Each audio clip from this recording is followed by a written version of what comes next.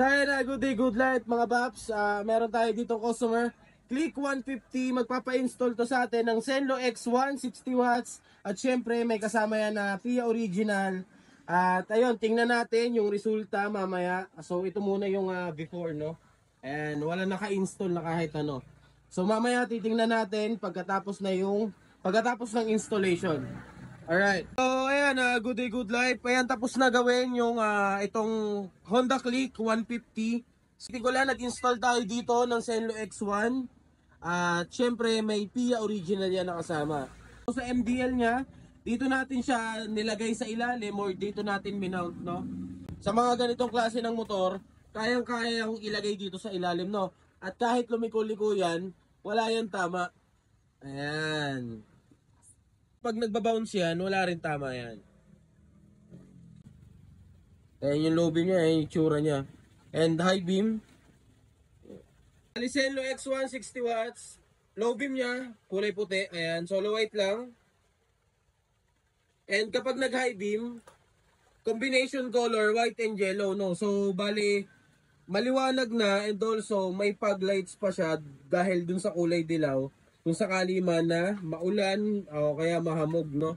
So sa passing naman niya, kapag nakapatay yung MDL, dalawang kulay yung gumagana. Ayan. And kapag naka low beam, isang kulay na lang yung gumagana, no? And kapag naka high beam, wala na siyang passing kasi dalawang kulay na yung gumagana. So bale mga paps, ito yung ginamit natin na switch para sa kanyang MDL. Ito yung 3-way switch. Kagandahan nito mga paps, alloy na siya, no? Yung iba kasi ginagamit nila plastic. So pagka nahigpitan dito sa side mirror, possible na mabasag yung pinaka tornilyuhan niya, no? Sa passing niya naman, nagbutas tayo dito, no? Ito yung passing niya. Ayan. Busina naman, nagbutas lang din tayo ng halo switch para sa kanyang back to stock, no?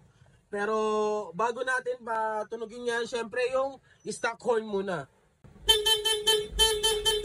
Ayan. So kapag pinindot natin sa ilalim, doon na papasok yung PIA original. Siyempre, may kasama na rin yon na Rapid.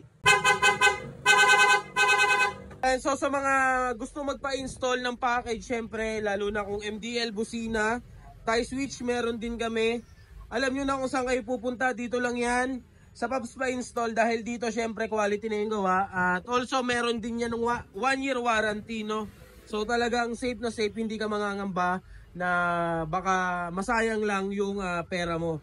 Kaya kung gusto nyo na solid na setup, alam nyo na kung saan kayo pupunta, dito lang sa Pops Install. Dahil sa Pops Install, lalagang Pops ka. Peace out!